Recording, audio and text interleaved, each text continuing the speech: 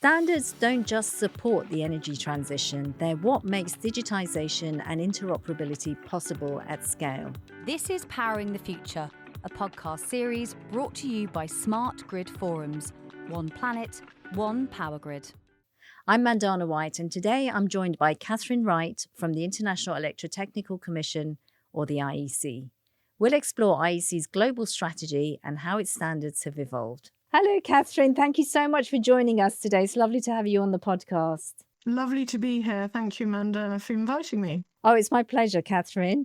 So before we get started with the conversation, it would be great to know just a little bit about your current role and responsibilities and the sort of objectives of the IEC right now. Right, yeah. Well, I'm first and foremost a journalist by training and have been a journalist for like more than 30 years. But then at the IEC, I work for the communications department, and my main role at the moment is to edit eTech, which is the IEC online magazine, and which is very sort of industry and technology focused. So that's what I'm doing, and we're making quite a few changes, incorporating short news and making it trying to make it a better magazine all the time, really. And of course, one of the focuses moving forward for the IEC is to, and I'll talk about that maybe a bit later, but it's to actually make its brand better known, and a lot of effort will be put into this in the coming year, how to improve the awareness of what the IEC is, because in the known circles it's very well known. You know, people know it's the way it works, trust the IEC work. But outside of the IEC, and as soon as you go into wider circles, and that's not necessarily the consumers, but legal, other international organizations, the IEC is not so well known. So the idea is really to widen the awareness of the IEC. Right, okay. And I know that you have a global strategy right now, which is focused on digitization, sustainability, and trust. Tell us a bit more about that. Right. Well, in fact, those three pillars are really what directs or governs everything we do. And the first one is really how standards and conformity assessment enable a digital and all-electric society. And that's very clear with standards that we produce for AI, for haptic technology, for all these digital technologies that are becoming our everyday, in our everyday life. And it's the same with, even EVs, electric vehicles. And so with other standards organization, because it's not only the IC, but, sometimes it's ISO as well, we work together to produce these standards. I mean, the IC is the only one that does conformity assessment, but that's what we do. That's for digital. The other one is how standards and conformity assessment help to foster a sustainable world. And I think at the Smart Grid Forum, you're very aware of that, because it's basically how, even moving to the smart grid enables us to kind of reduce our emissions in the longer run and reach targets, net zero targets that every government has more or less fixed, especially in Europe, but not only. And so all these standards and conformity assessment, for instance, for renewable energy systems, circular economy models. This is all about fostering a sustainable world, and there's plethora of standards and conformity assessments that deal with this. And then the last one you mentioned was trust, and indeed it is what the IC is perhaps best known for is how you can trust electric products and electricity-based products because they have been standardized by the IEC. But this is wider because, in fact, and it's quite important to remind it in this day and age that the way the IEC works, it's an international organization, and like ISO as well, it works by including a huge number of countries, and they all come together and they collaborate. So it's also about inclusion and collaboration and finding the right compromise in the standards. It's a way of working, it's a state of mind, and it's a very I would say, precious one in this day and age. Right. Okay. Great. Now, in terms of smart energy, that's quite an important niche for the IEC, isn't it? How are the standards Yes. developing there? Are there any new standards being introduced? Yes, well, I mean, I think there's ongoing work inside one of the core technical committees for the smart grid, which is TC57, which is one that's very present during the smart grid. The experts from that technical committee are very present during the smart grid forum. And one of the standards they recently published, only in 2024, but it's a very sort of important milestone, is IC 63584. And why is it so important? It's because it's based on an open protocol. It's called OCPP. It's not, for those who want to know the nitty gritty about it. And basically, it's very important for the charging of electric vehicles because it paves the way not only for electric vehicles to charge electricity from the grid, but discharge electricity in the grid. It's a two-way traffic, and this, as we're moving forward, as electrical needs become more and more important, is key because it enables electric vehicles to replace some of the energy that they've taken back into the grid. So that's a very important standard. There's another one that's really important. It's part of the 61850 standards, which you're very familiar with at the Smart Grid Forum. And this one is it's again in the same field. It's 61850-7-420. But basically, this standard is one that enables grids to kind of link up to what we call, in this sort of jargon, distributed energy resources, which in fact are just the solar panel on your roof, the electric vehicle that you might be charging. It's all these energy resources that are not near the grid, that are separate from grid, near people's homes. It can be a microgrid as well. It can be a battery. So this standard really makes that possible. That's sort of for these DERs to take electricity from the grid, shut off from the grid when they need to, and also give energy back to the grid. Right. Okay. And what about the cybersecurity area more broadly? That's a really important area for the grid, for many sectors actually, but for the grid in particular.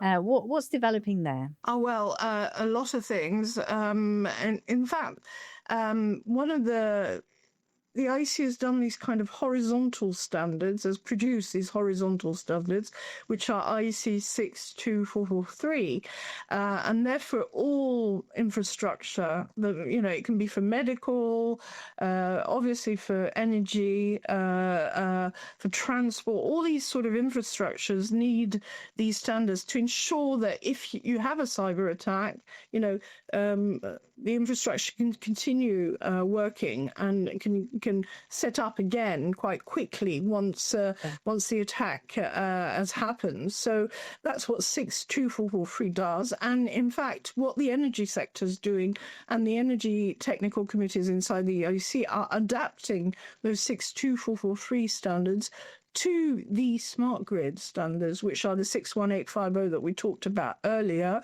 And these, for instance, at the moment, I know they're working on substation automation, but the protection, the requirements, what are the cybersecurity requirements for substations? And that's where 62443 will be adapted to the 61850 standards and incorporated in those standards for substations, but for all the grid aspects. Great. Okay. Now, tell us a bit more, Catherine, about the IEC's new communication strategy. So you mentioned that you have ambitions to broaden awareness of the brand beyond the sort of community that you normally serve. You've got the eTech magazine. You've got a great list of webinars that you've run. What else are you doing to expand awareness? Well, one of the things that's been taken on board by our new head of Communications, James Wood, is to get more coverage of what we do in, because we get a lot of specialized press coverage, and that's not a problem. We, articles in PV Mag, etc.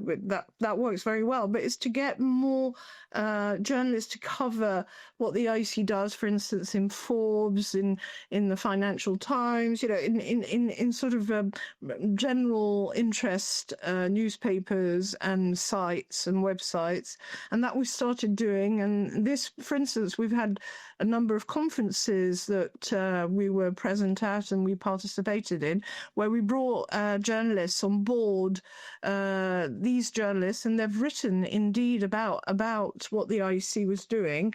It's also when there's something that happens, for instance, there was this Spanish problem where all the grids shut down and there was no electricity. Well, we contacted journalists and we told them, maybe you might want to explain, in articles you write about this, that, some of the IEC standards can prevent this from happening, etc. And yes, we had quite a lot of coverage as a result. One of the things we're doing is also identifying spokespeople in the company that can be interviewed easily, and frequently. And I think some of the ones that actually go to the Smart Grid Forum are some of them as well, because some of these people are really good at speaking, not in technical jargon, but in broader terms that's understandable for a wider audience. And I think our job is really that. The basic is how do you make these technical topics understandable to a wider audience. And that's what my day-to-day job is, really. It's writing in a way that other people can understand, the wider public can understand, and that's where we're going.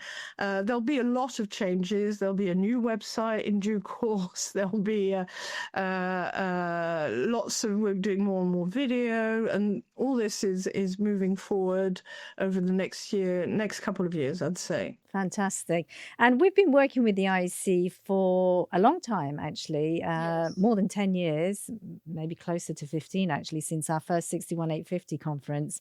And it's always been a very pleasurable, very supportive and very fruitful collaboration. We're looking forward to working with you more extensively for SGT 27, which will be in Geneva, which is the home of the IEC. Fantastic. So that will be really nice. What do you look forward to in terms of, working with us on the Geneva event in 27? I think it will be fabulous, because I'm really looking forward to having, liaising with you over the people that could attend, that could be spokespeople, and also learning a lot, because as I'll be in Geneva, because it's been a bit difficult for me to come to the ones that have been abroad. But when it was COVID, I was able to attend these sessions, which are so informative, so full of, information for anyone who's interested in the electricity grid, in renewable energy, in energy generally. I mean, you learn such a lot, and cybersecurity as well. That you learn that so much from the utility point of view as well, which is really important. It's the user. The user angle, which we're trying more and more to highlight as well. So for me, I'm looking forward to doing a lot with the Smart Grids Forum. As I mentioned to you, Mandana, it would be great if we could interview people for ETech, in relation to the Smart Grid Forum, and you in particular, but not only, perhaps others. And it's really to put the light, the spotlight on the event, and I think it will be fantastic. Yeah, I'm looking forward to it. Likewise, looking forward to it, very much so. Thank you so much for joining us today, Catherine. I look forward to catching up with you again soon. Have a good day. Bye-bye. Thank you. Join us again next time as we discuss another big topic shaping the future of the power grid.